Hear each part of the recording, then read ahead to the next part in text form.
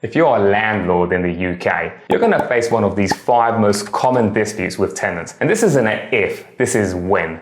And these aren't just issues, these are pressure points. And if you don't know how to handle them, I promise you, it's going to start chipping away not only at your time, income, but also your peace of mind. So in this video, I'm going to walk you through the real disputes that landlords face.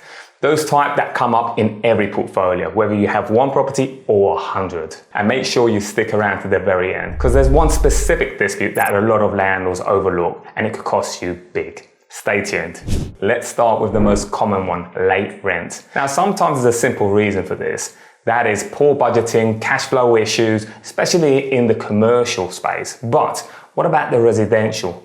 Well, sometimes tenants actually withhold rent intentionally, and that's because they're using that as a leverage because they want something done. It could be a repair or something you've promised that haven't delivered. It's annoying, but it's very common. So before you jump into action, find out actually what's going on. Are they struggling financially, or are they trying to pressure you into a conversation about some repairs? Because until you find out the root problem, your response may make it worse. And remember, you can serve Section 8 only if your tenant is behind 2 months rent, that's on monthly payments, or 8 weeks rent on weekly payments. This is considered as mandatory ground, meaning that the court must give you possession if the rent arrears still exist on hearing day.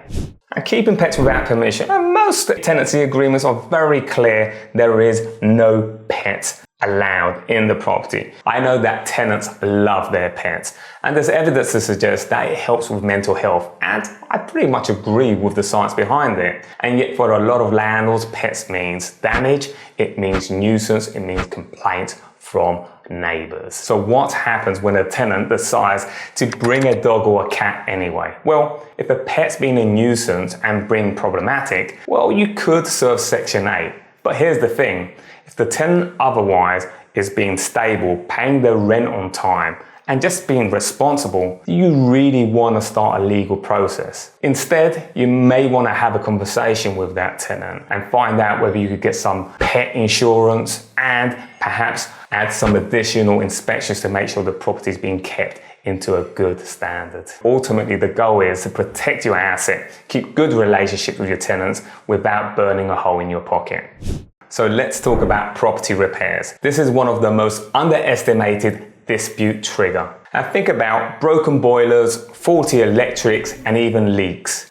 These are usually the landlord's responsibility, and rightly so. The problem really comes when these repairs are either delayed, ignored, or poorly managed. Tenants get frustrated, and understandably so. It's not just about doing the repair, it's about keeping them informed. If it's going to take long, inform them. If there is a hold-up somewhere along the line, give them a shout. It's really about communication and expectations. Tenants don't expect miracles. So as long as you're keeping them up to date, keeping them posted, then there should be good communication and an understanding between you and your tenant. And the fact that there are so many disputes that you can avoid with your tenants absolutely means that you should subscribe to this channel so you get more tips. Moving into sensitive territory, rent increase. Now with the cost of living going through the roof, it's understandable that even the smallest rent increase is going to look big to your tenant. But also as a landlord, it's important for you to keep your rent in line with the market. So how do you go about avoiding a dispute with your tenant? Because I've seen the best of relationships with tenants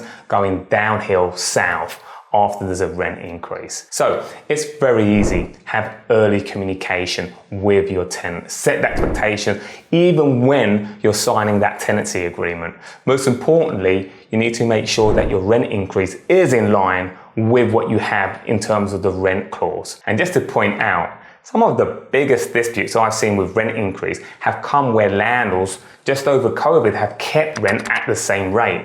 As mortgages have increased at some point, the landlord has to come back to the tenant and say, actually, now I need to increase. And they're trying to play catch up with the market. Now suddenly it's not a small increase, it's a 30% because they haven't increased the rent since 3 years ago. I'm not saying to landlords, don't be reasonable with tenants, don't go below market rate, but set the expectations. If you are going to keep the rent freeze for 3 years, set an expectation that when the time comes, you may have to have that increase to market rate, and that could be a big jump because of course they kept it for such a long time at the same balance. And overall, landlords typically like to keep their rent probably around about anywhere between 5 to 10% below market rate so they could keep good tenants. And remember, depending on how you propose that rent increase, the tenant may be able to dispute that by applying to the first tier tribunal. And the tribunal will review it and decide whether that new rent is fair. And remember, that decision is binding. And last up is deposit disputes.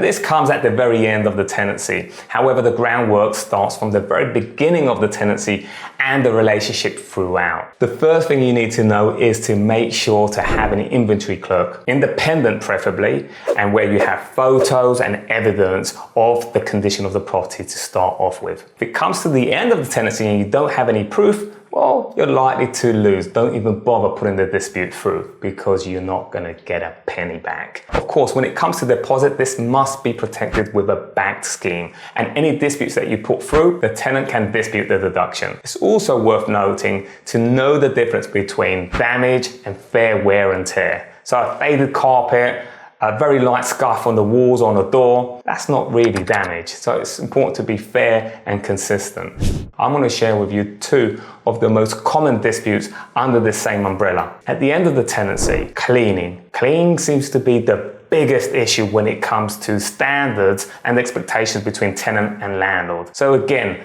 that proof is going to be critical. And secondly, lime scale. I don't know what it is about lime scale. It's lime scale throughout the whole tenancy where a tenant perhaps hasn't kept the property clean. That's why those inspections throughout the tenancy are so important, so that lime scale doesn't continue to build up. Here's a bonus one under this, and that is mold. Again, regular inspections is going to protect your property, making sure that's not accumulating, and then at the end of the tenancy, the tenant is going to be held liable, and they're going to say, well, I didn't know, and that's your fault because we don't have a fan, we don't have a working fan, or there's not enough ventilation. Those 3 points are going to be important for you. If you've made it this far, here is the bonus that a lot of landlords overlook: lease assignment. This is when a tenant has a 12-month lease, and then round about 6 months in, they want to vacate the property. And so they want to hand this over to another tenant of their preference. However, for you, you may think, well, this is absolutely fine. Continue paying the rent. What's the big deal? The thing is, you got to look into what the risk factor is to you. Does this tenant check out with the same type of reference? Are they more than one person, for example, and you had originally rented it to just the one and now it's free? Now all of a sudden it increases the wear and tear for your property. But also perhaps maybe they have a pet. It could be a number of things. So now you need to make sure that you review the referencing of this person and make sure that it fits within the same criteria as your existing tenant, because otherwise you're taking a risk that you didn't sign up for. And this is exactly why assignments should never be automatic. One important thing to point out when it comes to lease assignments: this might not even be an issue in the future, because the main reason a tenant will request this is because they don't want to honor the full agreement. However, with the renters' rights bill that's going to kick in at some point this year, well, all tenancies are going to be periodic, meaning that the tenant can just give you 2 months notice to leave the property and that's it. So they won't even have to request for the assignment. In the same way with pets, tenants will have the right to request a pet. You won't be able to decline that unless you have real specific reasons and evidence. I've shared with you the most common disputes between tenants and landlords, and I hope that I also have given you a solution to navigate these, or perhaps even avoid them. The key here is having good relationship with your tenants. Don't just contact the tenant whenever the rent is late. No, keep good relationships, set expectations, and you should be on your way. And if you want to find out the #1 mistake that landlords should avoid right now, make sure you watch my next video, also on the link on the description.